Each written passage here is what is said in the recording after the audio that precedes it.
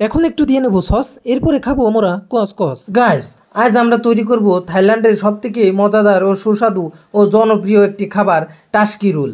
আর এই টাস্কি রোল বানানোর জন্য সর্বপ্রথম আপনাদের করা লাগবে একটা পরাটার খামি। সেই পরাটার খামি গোল গোল গোল গোল করে এভাবে কাটে রাখবেন। এরপরে রুটির মতো বানিয়ে হালকা করে সেঁকে নেবেন। দেখেন কি সুন্দর করে রুটি বানাচ্ছে আর হালকা করে সেঁকে নিচ্ছে। সবগুলো কিন্তু আপনাদের একে একে করে সেঁকে নিতে হবে। তো একে একে সবগুলো সেঁকে দেখেন কি সুন্দর, আমাদের তাওয়া নাই, এই জন্য কড়ের ভিতরে একে একে সবগুলো সেঁকে নিলাম।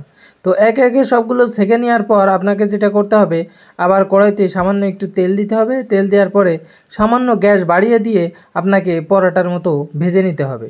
তো এই যে দেখেন, আমরা কিন্তু অল্প একটু তেল দিয়ে কিন্তু পরোটার মতো আস্তে করে ভেজে নিচ্ছি।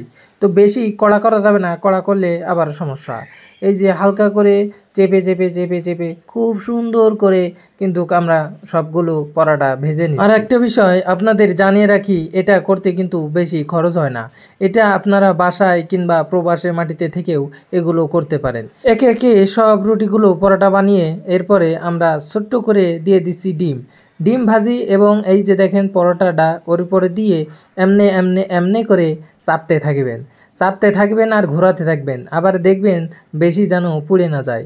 তো এইভাবে করে সুন্দর করে হালকা হয়ে গেলে উঠলে সুন্দর করে এরকম গোল গোল করে রোল বানিয়ে ফেলবেন, আবার দেবেন। আপনাদের আরও একটা কথা বলি, এটা করতে কিন্তু ডিম, তারপরে আপনার পেঁয়াজ কুচি, ঝাল কুচি, ধনেপাতা কুচি এগুলোই কিন্তু আমরা ব্যবহার করেছি। তো বেশি খরচ না, এমন করে সবগুলো কিন্তু ভেজে এমন করে রোল বানিয়ে নেবেন।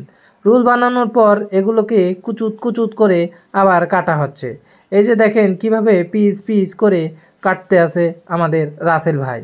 তো এইভাবে করে সবগুলো একবারে কেটে নেবেন। সুস্বাদু থাইল্যান্ডি টাস্কি রোল কিন্তু তৈরি হওয়ার পথে। এই রোলগুলো এভাবে কেটে কেটে সাজিয়ে রাখবেন, চাইলে আপনারা বড় পাত্রেও সাজিয়ে রাখতে পারেন। এরপরে আমরা দিয়ে দিচ্ছি পেঁয়াজ কুচি এবং কাঁচা মরিচ, কাঁচা লঙ্কা কুচি। এরপরে দিয়ে দেবো হালকা করে সসের পরে হয়ে যাবে বস। সস দিতে দিতে দেখেন কত সুন্দর করে সস দিয়ে একবারে প্লেটে সাজিয়ে রেখেছি। এরপরে মনে করেন আপনারা চাইলেই এগুলো বাসায়, রুমে, যেখানে সেখানে বানিয়ে খেতে পারেন খুবই অল্প খরচে। তো এইগুলো আমাদের দেওয়ার পরে দেখেন কি সুন্দর একটা কালার এসেছে, কি সুন্দর একটা মুহূর্ত এখন লাগতেছে, পেটের ভিতরে খালি চুহা দৌড়চ্ছে খাওয়ার জন্য। তো এই যে দেখেন, আমরা কিন্তু এখনই খাওয়া শুরু করে দেব। এই যে দেখেন কি সুন্দর অমায়ক লাগছে দেখতে, আপনারা চাইলে বানিয়ে খেতে পারেন।